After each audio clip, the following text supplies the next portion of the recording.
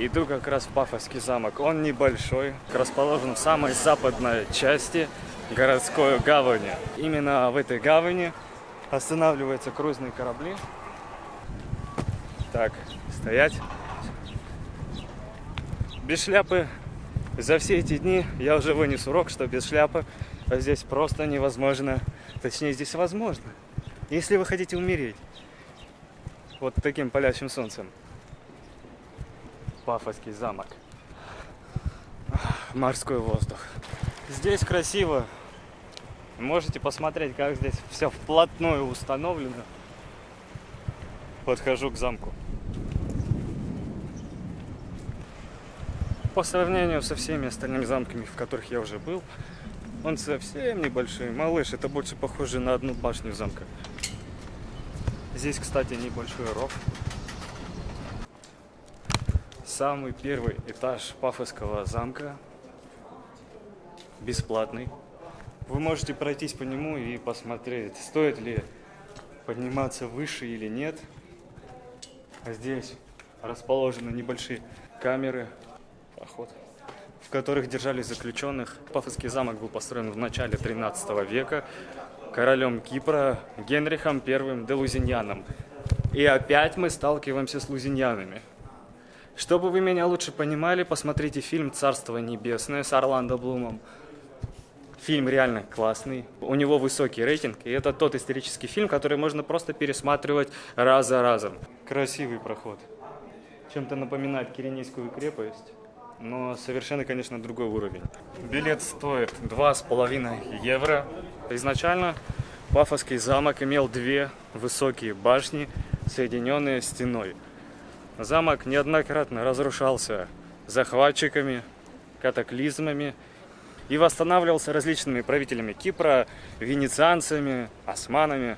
Тот нынешний облик, который вы сейчас видите, замок приобрел в конце 16 века, когда его реконструировал турецкий губернатор Ахмед Бей. Здесь расположены камеры. Одна из камер, располагающаяся на втором этаже замка. Точнее, на его крыше. Здесь хотя бы есть окошко. Сам замок небольшой.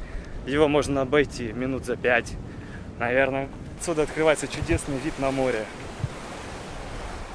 А вот и дом Айона. Пафосский замок и археологический парк Пафоса находятся рядом, поэтому эти две достопримечательности лучше посещать сразу.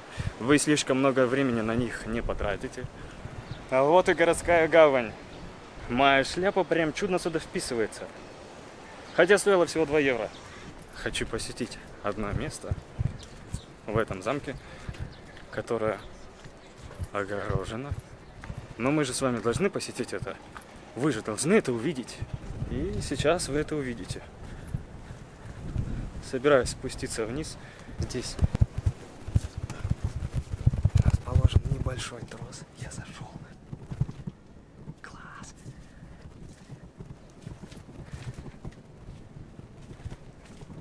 Честно говоря, я думал, что здесь будет что-то более существенное.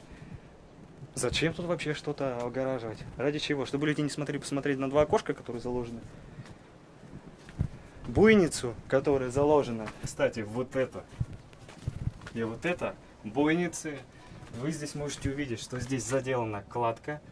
Это такое тонкое, высокое окно, через которое как раз солдаты и могли обстреливать прибывающие к порту корабли. Зачем им вообще огораживать это место? В голове не укладывается. А это, кстати, небольшая шахта. Но ее хватит для того, чтобы сверху скинуть человека вниз. Вот только на то, чтобы человек тут пролетел, и хватит места. Собственно говоря, без понятия, что находится там. Сейчас попробую просунуть камеру.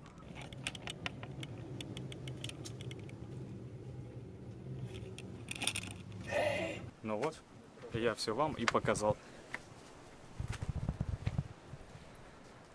Класс. Для меня остается загадкой, зачем они обнесли этот проход тросом. Не то, чтобы я поступил правильно, но все же не стоит за мной повторять. Класс. А вот там сидел человек, Днем ему давали погреться. Или если ты наказан, ты плохо себя ведешь, пододвигали камень. И все, не видя тебе больше света. Ужас. Небольшое окошко. Что у нас там? Море. Ставь лайк, если тебе понравилось. Путь наверх. Ну, в смысле, не наверх, а на крышу еще выше. Ну, вы поняли. Спускаюсь в подземелье. Ну, собственно говоря, так и выглядит путь, когда вы спускаетесь с крыши.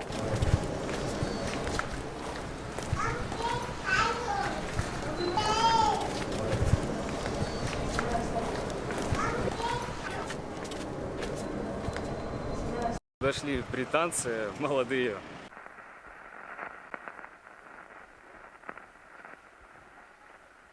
Вот про это я говорил. Прямо у дороги растут плантации. В основном в Пафосе очень много растет рядом с дорогой банановых плантаций. Приехал на одну из банановых плантаций сейчас. Начало июля. Вот это все банановые плантации.